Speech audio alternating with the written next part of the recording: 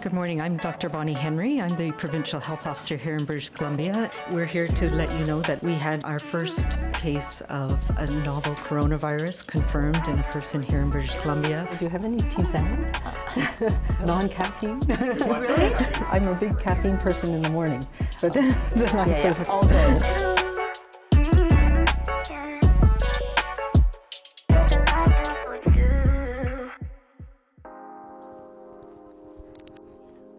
So I do get tea, okay. You do get tea. We were going to do bubble tea. Are you bubble tea? I love bubble tea. Really? Oh, we were... So there's always the risk of choking to death, you know. We don't want to do that. Yeah. Can I be a diva and say, do you have any tisane? Non-caffeine? Really? I'm a big caffeine person in the morning, but then I sort of... all good. So, Dr. Henry, I was hoping you could help me make sense of where we're at in terms of COVID. You know, we're back together in the same room, and we don't have masks on, so where are we at with the COVID pandemic? You know, that's a really good question, and it's complicated. When nobody had any immunity, obviously it was really challenging, and we didn't know a lot. We know an awful lot more now, and I sort of see it as oscillations that sort of come and go. We're going to see this surge, and so the thing that we need to realize and recognize now is that the virus is going to be with us. It's now part of our lexicon of diseases that we can prevent severe illness. We can't prevent all of the transmission of the virus, but we can prevent people from getting severely ill. The other thing that I think is really cool is that we've just gone quantum leaps in vaccine technology.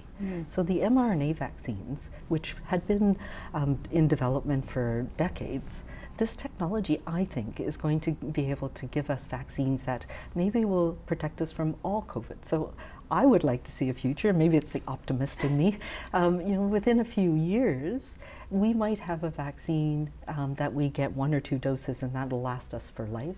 Or maybe that we'll have a vaccine that'll last us for 4 or 5 years until there's a major change, and then we may need to get a booster.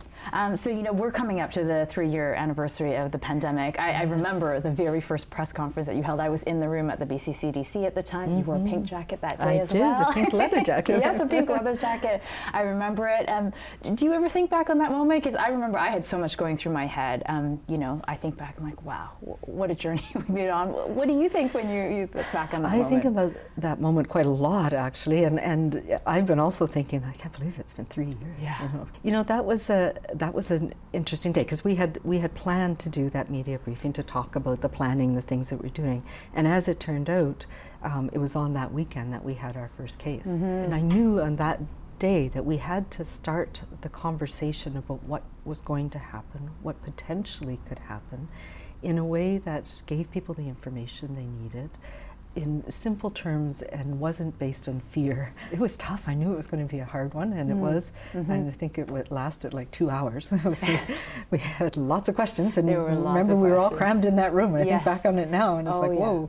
That was probably not a good idea, considering but we did know that at the time. At the time, there was not a lot of it around, and we knew where it was because we were getting sporadic introductions, and then we had this little dental conference wave, and then we had Washington State. We had a wave of people, because we have so much movement back and forth across the border with Washington State, and that's when I was like, okay, we're in there now. We're in it now.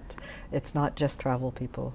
It's everywhere now. What was it like trying to tell the government that they had to close the borders? Well, it's a federal thing, right? So Minister Dix and I, behind the scenes, we were saying, hey, guys, you need to pay attention to this. And they're like, oh, we can't possibly do this. It's, you know, how do we monitor it? Because we didn't have systems to monitor people at the border. We didn't, you know, especially the land borders. I want to also show you a little clip. So, you know, we talked about how, you know, it was tough times, and there were even tougher roads ahead, and I think you showed us a bit of that here. You got really emotional.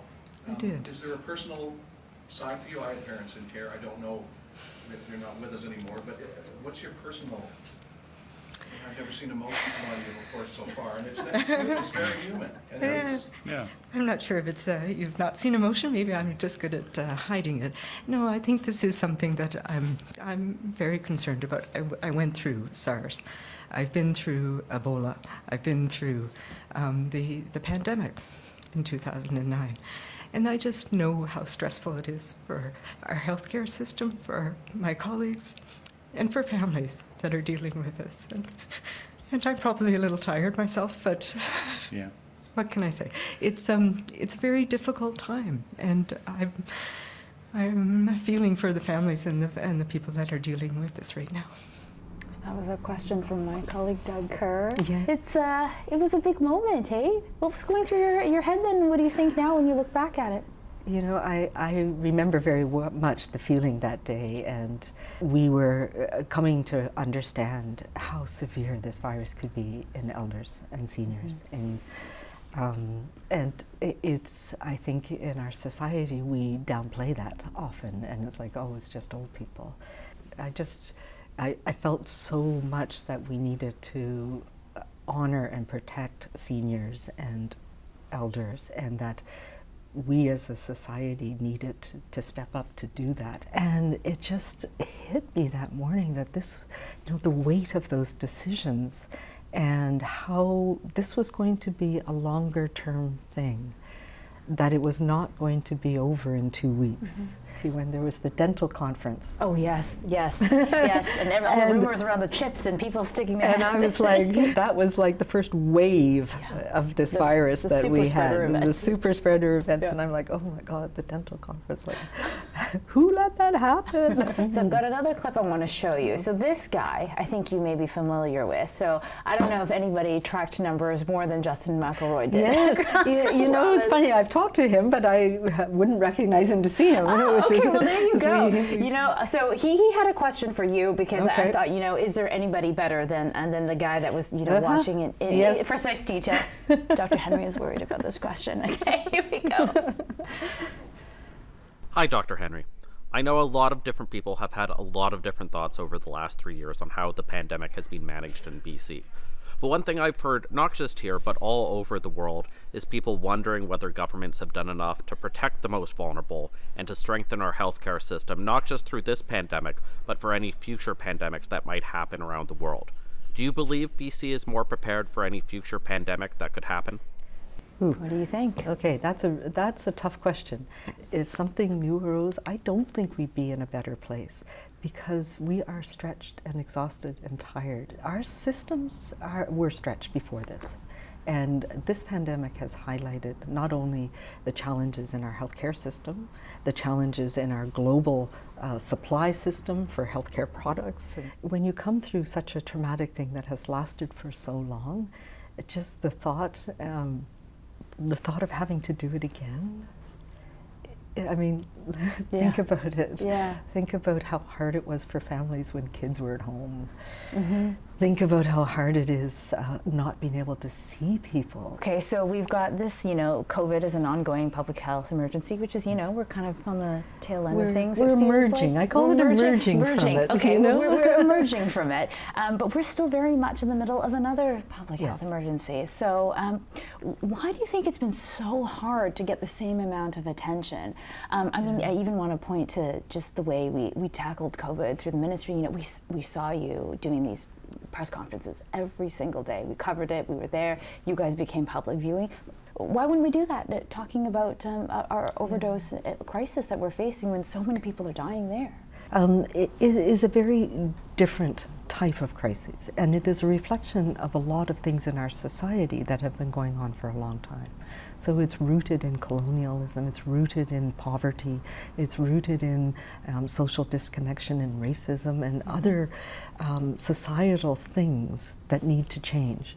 And it's exacerbated by the fact that we don't have a very strong coordinated mental health and substance use support system. And when we declared the public health emergency, my predecessor, Dr. Perry Kendall, in 2016, and I was part of that, and we did have regular updates. We continue to have regular updates.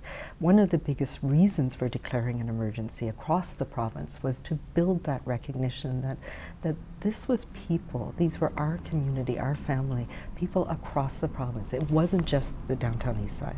And that has been a big challenge, because obviously people in the downtown east side have been dramatically affected by this. I think it has been really difficult for politicians to wrap their heads around. These are people, and the whole stigma, and it's been decades and 100 years, if you think about it, in some areas of prohibitionist drug policy that has led to what we are doing right now and what we are experiencing right now.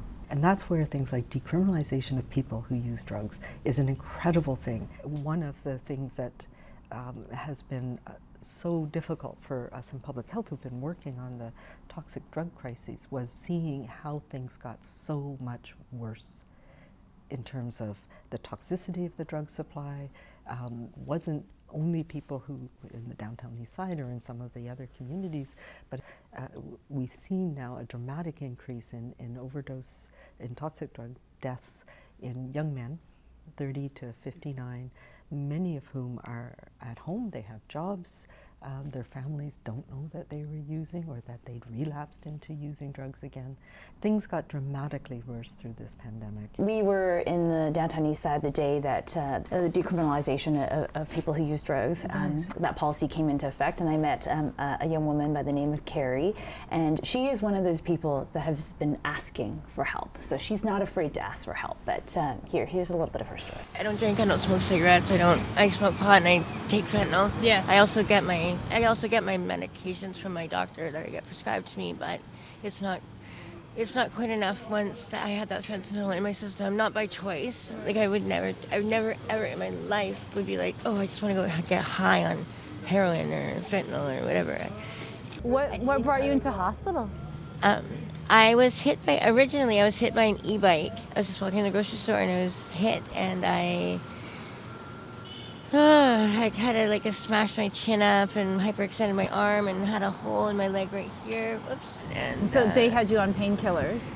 Yeah. Oh, major. Yeah. They had me on IV fentanyl, and I just had a hard time stopping because I'm in pain and I'm homeless. Essentially, I don't want to take anything. Like, I just want them to fix me. I just want them to fix me. So you seeing that, she's not afraid to ask for help.